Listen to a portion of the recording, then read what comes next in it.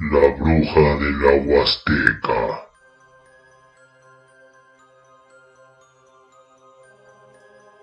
Hola, me gustaría contarles un antiguo relato de hace ya muchos años, pero que no por eso deja de ser cierto. Esta es la leyenda de la bruja de la Huasteca. Se dice que en el pueblo de Copaltitlán, o lugar de los brujos, en los albores del siglo XX, existió una mujer llamada Marcelina Luis Morales, la cual se decía que tenía la facultad de transformarse en animal por las noches. Marcelina tenía escaso cabello, uñas largas, grandes orejas y un color muy pálido en la piel, que le daba una imagen deprimente. Se ayudaba con polvos y brebajes para dormir a su esposo y de esa forma tenerlo dominado. La mujer llevaba a cabo un extraño ritual justo a la medianoche, en el cual rociaba aguardiente con la boca y ahumaba con copal todo el lugar donde vivía, al mismo tiempo que decía oraciones con una voz extraña.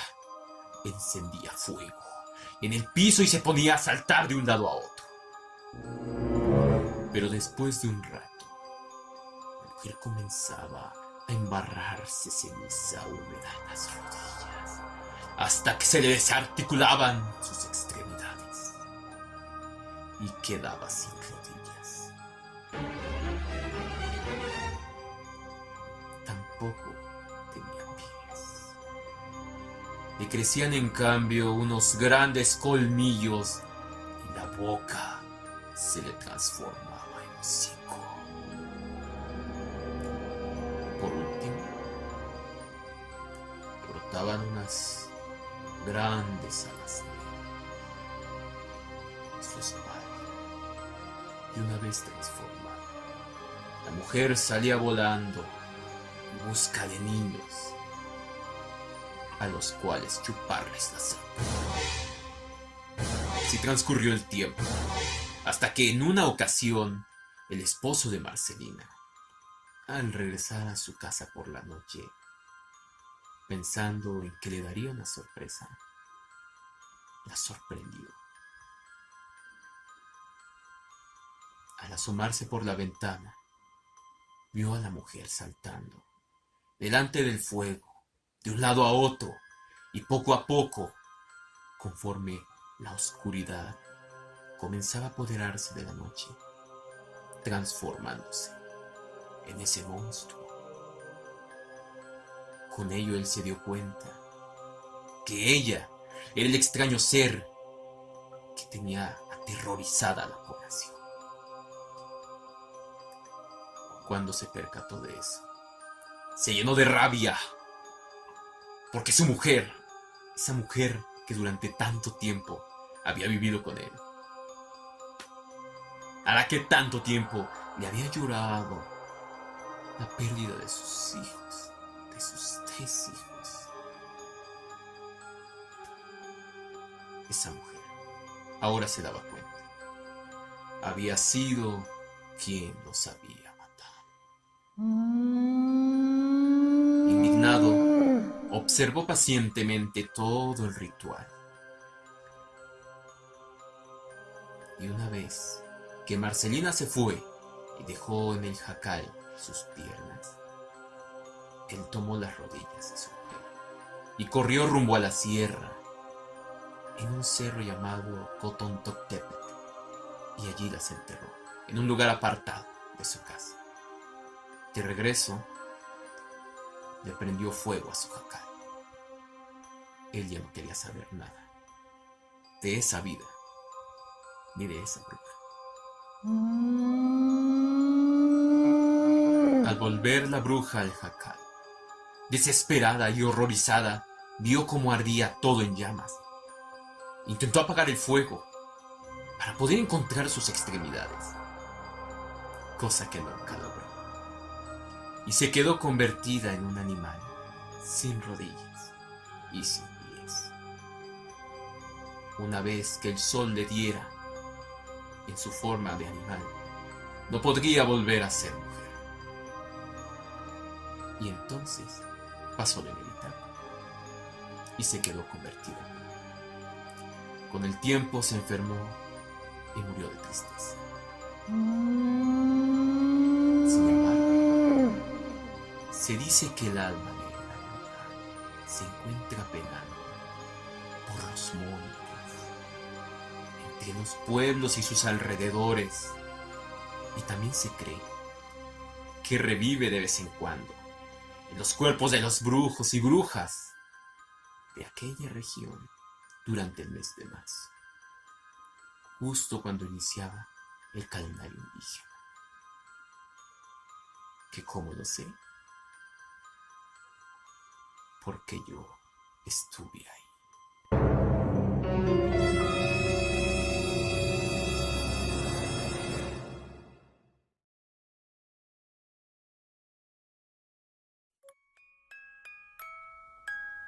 La leyenda de la Copetes. Esta leyenda es, sin duda, muy aterradora, pues esta mujer, cuyo nombre verdadero fue Erlinda, asesinaba a sus amantes después de tener relaciones sexuales con ellos. Paso seguido, los enterraba en el jardín de su casa. Esta mujer existió a principios del siglo XIX en San Luis Potosí. Fue huérfana, pues su padre rico no la reconoció hasta la edad adulta, y su madre fue asesinada por órdenes del padre de Erlinda, pues como era una simple sirvienta, podría ponerlo en apuros más adelante. La niña creció en diferentes hogares, gracias a la caridad de algunas familias potosinas. Trabajó como sirvienta mucho tiempo. Después encontró a su padre biológico, quien, arrepentido por haberla abandonado y sobre todo de haber mandado a matar a su madre, le regaló una gran casa, una casa enorme. Esta tenía muchas habitaciones y un gran jardín. La propiedad, de acuerdo al plan original de Erlinda, se convertiría en un hotel, un gran hotel. Pero al final se convirtió en un prostíbulo, pues era más redituable.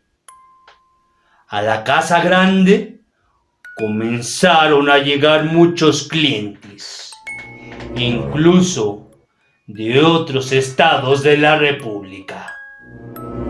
Hombres de mucho dinero, hombres que acostumbraban a participar en grandes encuentros sexuales colectivos. Se desconocía por qué de repente los clientes comenzaron a desaparecer misteriosamente cada que entraban a la casa. La gente descartaba robo, pues la Copetes tenía dinero de sobra. Un buen día, dos amigos que estaban bebiendo en una cantina platicaban temerosos y preocupados sobre las extrañas desapariciones que estaban sucediendo en San Luis Potosí. Y no era para menos, pues el patrón de uno de ellos había desaparecido precisamente al ir a la casa de la Copetes. Los dos amigos tenían un plan e irían a buscar al patrón. Se daban valor ya que uno de ellos era militar. Y aunque no tenían mucho dinero para poder entrar a este lugar, su plan contemplaba esto. El plan consistía en ponerle una trampa a la Copetes. Él trataría de enamorarla y de convencerla de pasar la noche. El militar tendría que fingir estar muy ebrio y despedirse de él, pero en realidad tendría que esconderse en la recámara de la Copetes. Si algo malo pasaba o que su vida estuviera en peligro, el militar sacaría su pistola y la usaría. Sí, la usaría para salvar la vida de su amigo. Ya que afinaron los últimos detalles, los hombres se marcharon decididos a todo. En cuanto llegaron a la casa de la Copetes, esta los recibió amablemente. Estuvieron pidiendo botellas de vino, las cuales obviamente no las iban a pagar. Pero como a la Copetes le gustó el empleado de Ramón, no pareció importarle. Siguiendo el plan, el militar se despidió de su amigo frente a la Copetes, diciéndole que tenía algo pendiente por hacer. El militar no abandonó la casa. Astutamente ingresó a la habitación y ahí se escondió. Pasaron las horas y la Copetes le pidió al empleado de Ramón que fueran a su recámara para estar solos y más a gusto. Esto ocurrió a altas horas de la noche, cuando los demás clientes se habían retirado del lugar. El hombre accedió a los deseos carnales de la mujer y después fingió quedarse dormido. Cuando ella creyó que su amante ocasional estaba dormido, se levantó de la cama y comenzó a atarlo de pies y manos. Después, la Copetes se dirigió a su ropero y sacó un cuchillo. Al momento en que ella pretendía clavárselo,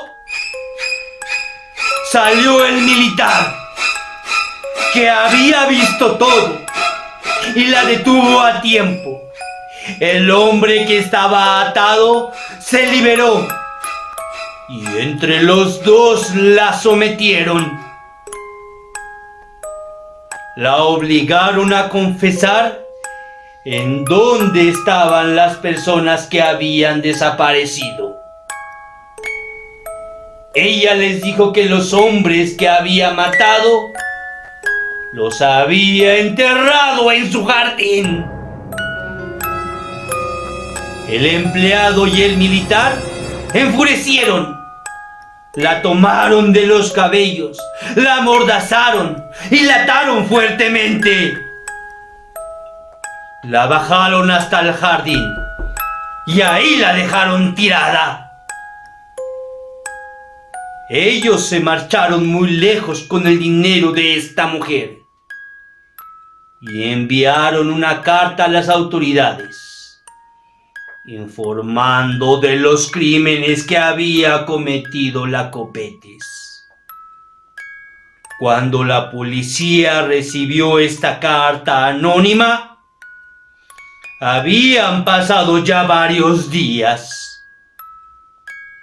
Ellos se dirigieron a investigar al lugar de los hechos, pero era demasiado tarde, pues la Copetes había muerto de hambre y de frío. Pacto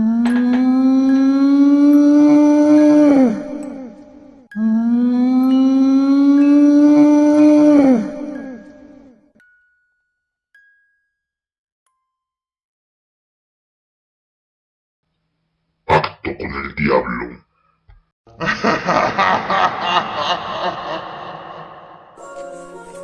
Una noche, Jack en la taberna solía ir a beber y a jugar hasta altas horas de la noche. Este se encontraba totalmente ebrio y con la valentía que da el alcohol gritaba desafiante a todo aquel que quisiera escucharlo. No hay nadie más listo que yo, ni capaz de superarme en inteligencia y astucia. Ninguno de los presentes hacía caso de las fanfarronadas que Jack decía. Así que volvió a gritar lleno de soberbia. Reto al mismo diablo a que me demuestre si es más inteligente que yo. La actividad de toda la taberna se paralizó. No se oían risas ni bromas. En realidad, no se oía nada. Los aldeanos apenas se permitían respirar. Jack había retado abiertamente al diablo. Todos los presentes miraban a Jack con terror. Poco a poco, el bullicio empezó a crecer, aunque el ambiente era lúgubre y sin alegría. Solo había susurros ahogados y miradas furtivas. Jack se enfureció aún más. De un salto se puso de pie, tirando la silla que había estado usando, y con un puñetazo furioso se apartó de la mesa de su camino, desparramando todo en el suelo. Y mirando con desprecio a sus vecinos, salió del local. Frente a la taberna, Jack vio a un siniestro caballero vestido completamente de negro y con un sombrero de ala ancha que cubría su rostro. Pero los ojos del desconocido relucían con un brillo en la oscuridad y lo miraban fijamente. El miedo se apoderó de Jack. Aquel tipo era aterrador, pero él no se dejaba amilanar fácilmente y con ademán se dirigió al extraño y se encaró con él. «¿Qué es lo que quieres?», le preguntó. El desconocido no le contestó, pero el brillo de sus ojos era más intenso. Jack se encogió de hombros y con un gesto despectivo se dio cuenta, se dio media vuelta también y se dirigió a su casa. Al principio Jack iba tan confiado como siempre, pero la sensación de estar siendo seguido por alguien se iba acentuando con cada paso que daba. Empezó a mirar inquieto hacia atrás, pero no conseguía ver nada, aunque la sensación ya era abrumadora. De vez en cuando creía ver la sombra del enmascarado acercándose cada vez más. Jack aceleró el paso. Tenía la impresión de oír los pasos de su perseguidor cada vez más cercanos, y el terror se iba apoderando de él. Nunca en el camino hasta su hogar le había parecido tan largo. Corrió. Cuando por fin llegó a casa, Jack estaba completamente aterrorizado. Rápidamente echó el cerrojo de la puerta y corrió a comprobar, una a una, todas las ventanas. Cada vez que comprobaba una ventana, podía ver al desconocido frente a la casa, esperándolo. Después, Jack esperó a ver qué pasaba. La tensión y el miedo iban creciendo en él, pero no pasó nada. Cada pocos minutos se asomaba por la ventana y cada vez el desconocido seguía allí, parado y esperando. Jack estaba desesperado y, recogiendo el valor que le quedaba, se atrevió a salir y a volverse a enfrentar al desconocido. «¿Qué quieres y quién eres?», le esperó Jack asustado. El extraño le miraba fijamente con aquellos ojos espeluznantes, y Jack creyó ver cómo la boca de aquel individuo se había torcido en una cruel sonrisa. «Soy el diablo, y estoy aquí puesto que me has retado. A mis oídos han llegado. Te consideras más listo que yo». Su voz sonaba siniestra y profunda. Aunque muerto de miedo, Jack sonrió al extraño y lo cogió del brazo, invitándole ir a volver juntos a la taberna a tomar sus últimas copas. El diablo aceptó. Durante horas, ambos estuvieron hablando, bebiendo y jugando animadamente, en una extraña competencia de ingenios. La velada transcurría como una fiesta entre dos amigos. Durante todo este tiempo, Jack no paraba de pensar en cómo salir de esa, aunque no encontraba la forma. Ya muy cerca de la madrugada, el diablo le dijo a Jack que iba a llevárselo al infierno, donde purgaría sus pecados y pagaría por su soberbia. Jack sabía que había llegado su hora y aún así no se aminaló e invitó al diablo a una última ronda. El diablo, que lo había estado pensando, hasta el momento no vio motivos para negarse. Al llegar el momento de pagar, Jack afirmó haberse quedado sin dinero, lo que provocó numerosas bromas y burlas entre ellos. Momento que aprovechó Jack para volver a retar al diablo. Vamos, compañero, demuéstrame tus poderes, a ver de qué eres capaz. ¿Por qué no te conviertes en algo pequeño, en una moneda, por ejemplo? El diablo, bastante ebrio y picado en su orgullo, usó toda su parafernalia y se transformó en una moneda. Momento en el que astutamente Jack aprovechó para recoger la moneda y guardársela en el bolsillo, donde previamente había guardado un crucifijo de plata.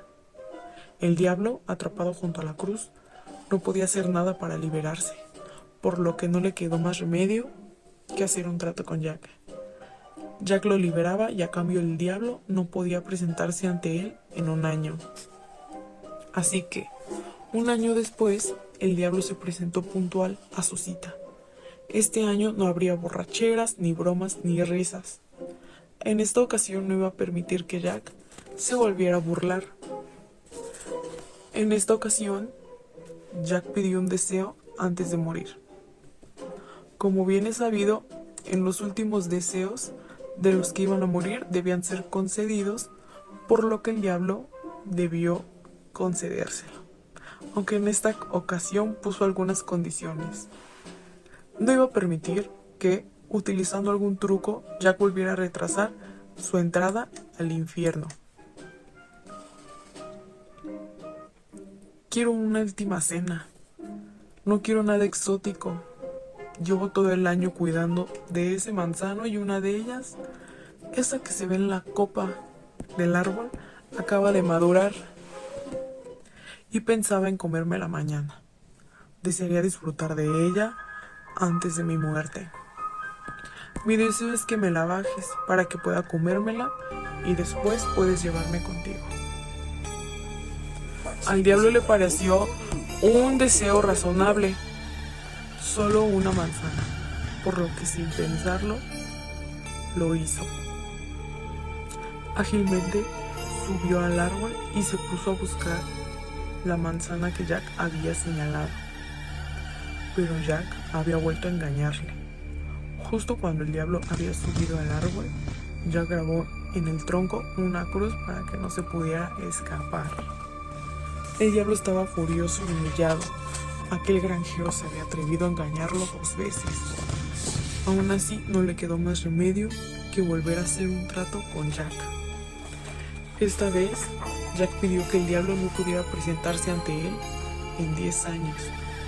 Pero el destino quiso que Jack perdiera la vida mucho antes del tiempo establecido.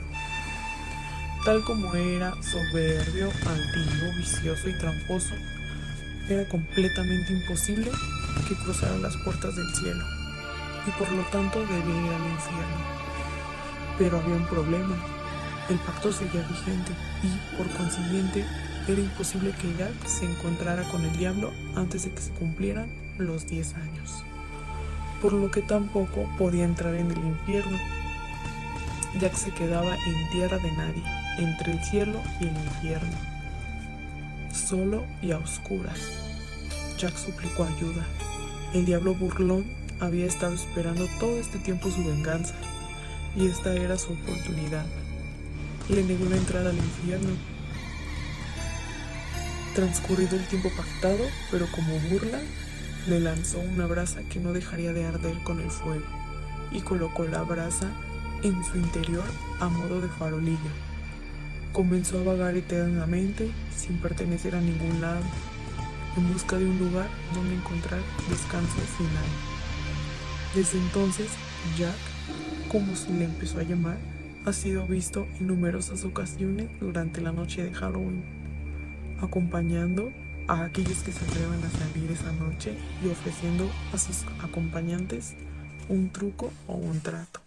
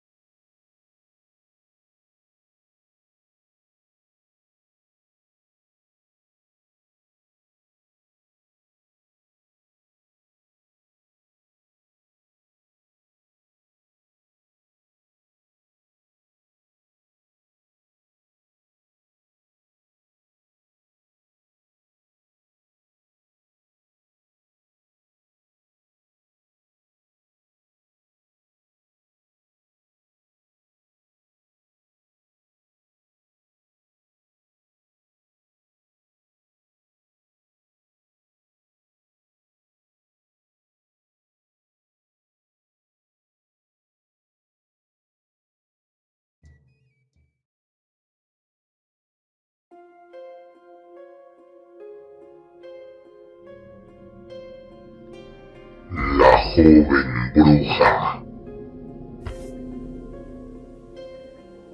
Hola. Me gustaría contarles en esta ocasión una leyenda muy hermosa, pero también aterradora.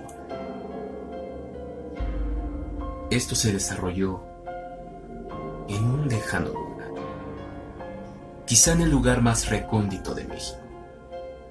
No podría asegurarte cuál es, porque ha pasado tanto tiempo que ya lo olvidé. En ese lugar existía una feliz pareja, un hombre con su mujer. Los dos eran muy felices y aunque no tenían todavía hijos, habían construido ya su casa y estaban deseosos de que próximamente pudieran tener esa dicha. Sin embargo, el destino es cruel y les tenía preparada una sorpresa. Lo que el marido no sabía era que su esposa era una bruja. Ella preparaba pociones en la tarde para dársela a su esposo durante la cena, y entonces él durmiera tranquilamente, mientras ella seguía su instinto, y por las noches se convertía en una gran bola de fuego y se iba al cielo junto con las demás brujas a jugar. Todo iba muy bien. Él no sabía, y el plan de ella era perfecto. Pasó que un día, mientras él caminaba entre el mercado de aquel escondido lugar, se le acercó una mujer que no con muy buenas intenciones le dijo: «Oiga, ¿y usted sabe quién es realmente su esposa?». Él le dijo: «Por supuesto, es la mujer que amo. ¿Qué más necesito saber?». Ella todavía con saña le dijo: «Las apariencias engañan. Debería de fijarse mejor en quién es verdaderamente su esposa.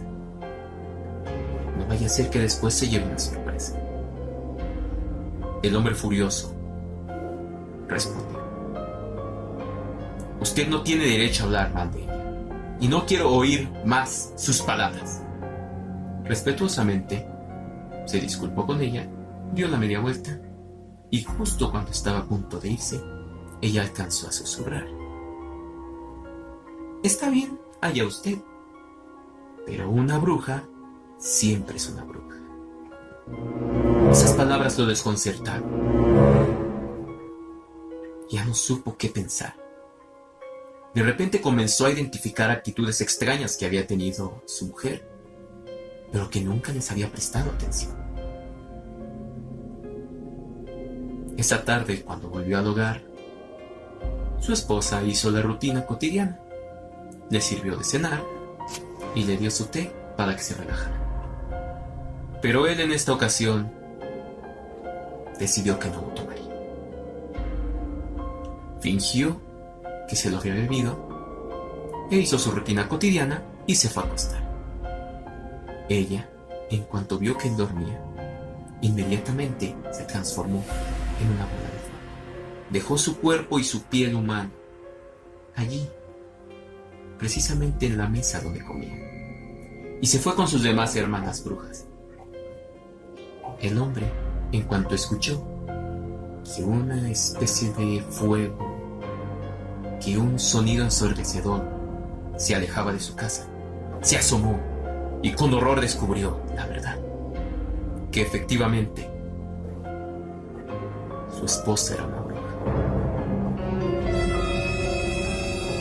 Su cabeza se llenó de muchas ideas extrañas, y no sabiendo qué más hacer, al día siguiente regresó al mercado y buscó insistentemente a esa mujer que le había dicho la verdad. Cuando la encontró, le contó lo sucedido, y ella le dijo: «Lo que tienes que hacer es tomar su piel cuando ella se haya convertido en bruja y lanzarla al fuego. Entonces, no podrá más convertirse en mujer, pero tampoco podrá seguir siendo bruja y morirá. El hombre no lo pensó mucho. Repitió lo que había hecho el día anterior, fingió que bebía la poción y se durmió. Eso es lo que ella creyó. Dejó su piel y la bruja, la joven bruja, salió, volando entre el cielo con sus demás hermanas.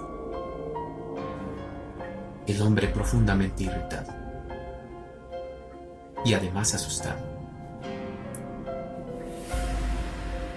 pasó a la acción.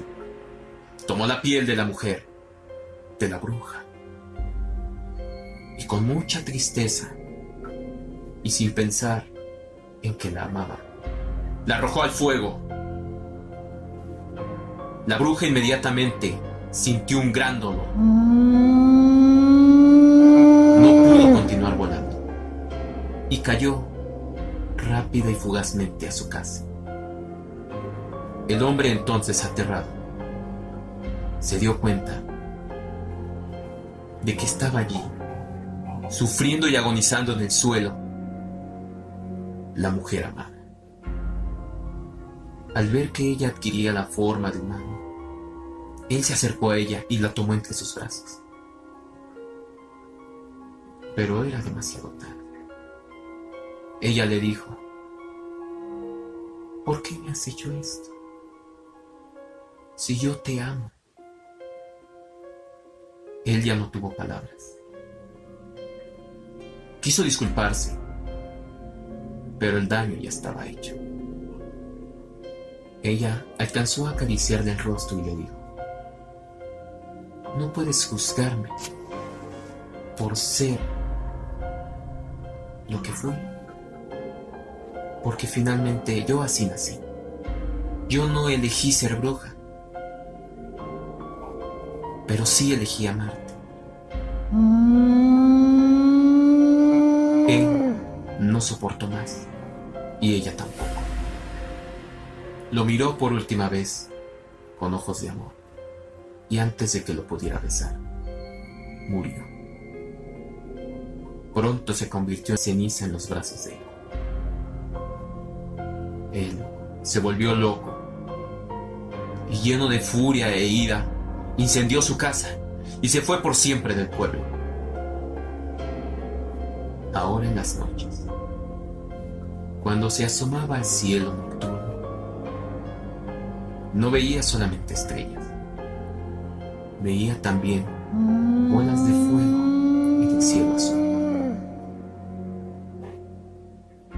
Pero faltaba una,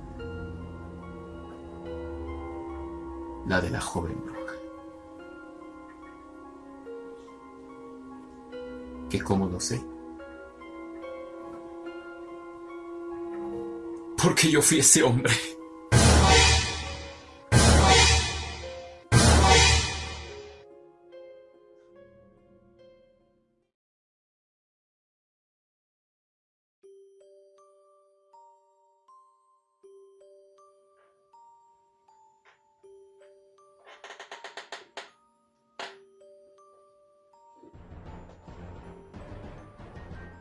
El herrero de Santo Domingo. En el año 1680 ocurrió esta espeluznante historia. En una casa ubicada en la Puerta Falsa de Santo Domingo, en la Ciudad de México. En ella vivía un clérigo con una mujer, a pesar de que esto estaba prohibido. Muy cerca de ahí, en la calle de Valvanera, vivía el compadre del sacerdote, un herrero que siempre le aconsejaba dejarla, pues él más que nadie debía dar el buen ejemplo a los demás. Una noche, el herrero fue despertado por unos golpes muy fuertes a su puerta. Este se sorprendió que lo estuvieran solicitando tan tarde, pues nadie anteriormente había acudido a él en calidad de urgencia. Cuando abrió, vio que a la puerta estaban 3 personas de color, que llevaban una mula para que le pusiera las cerraduras. Decían ir de parte del clérigo y que les urgía herrar al animal, pues a la mañana siguiente tenía que ir al santuario del Cerro del Tepeyac. Si hubiera sido otro el solicitante, el herrero no hubiera aceptado, pero por tratarse del sacerdote, aceptó el trabajo. El herrero entró a su casa por sus herramientas, salió y colocó las cerraduras a la mula con rapidez. 4 clavos por cada pieza. Una vez que terminó, las 3 personas se llevaron al animal, pero estos le pegaban a la mula con tal brutalidad que el herrero tuvo que intervenir, diciéndoles que no fueran bestias, que no fueran salvajes, que no era necesario que trataran a la mula de ese modo. Las 3 personas se fueron y desaparecieron en la oscuridad de la noche. El herrero regresó a su cama y se quedó profundamente dormido. Al día siguiente, muy temprano, el herrero fue a ver al sacerdote para saber cuál era la urgencia que tenía por ir al Cerro del Tepeyac. Pero al llegar a su casa, se sorprendió de que éste todavía seguía en pijama. El herrero lo cuestionó por la supuesta prisa que llevaba para salir por la mañana. El sacerdote se sorprendió con lo que escuchó y le pidió una explicación al herrero. Le dijo lo que había pasado la noche anterior, que 3 personas de color habían ido a su casa a despertarlo para que le pusiera las cerraduras a la mula, que decían ir de su parte. El sacerdote le dijo que él no había enviado a nadie, que seguramente se trataba de una confusión o de alguna broma. El cura dio por terminado el asunto e invitó al herrero a pasar a su casa para desayunar. Regresó a su recámara para despertar a su mujer, para que ésta les cocinara. Cuando se acercó a ella, se dio cuenta que la sábana estaba manchada de sangre. No lo había notado, pues cuando se levantó no había luz. Grande fue su sorpresa cuando al jalar las cobijas descubrió que su mujer estaba muerta. En cada mano y en cada pie tenía clavadas las cerraduras que el herrero le puso a la mula en la noche anterior. En la boca tenía el freno y en su cuerpo eran visibles los moretones que los negros le habían provocado por los golpes.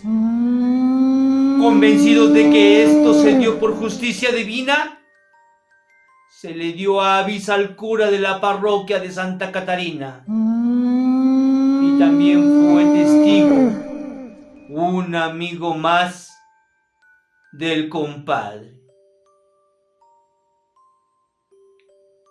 Ellos, los que estuvieron presentes, le aconsejaron enterrarla ahí mismo.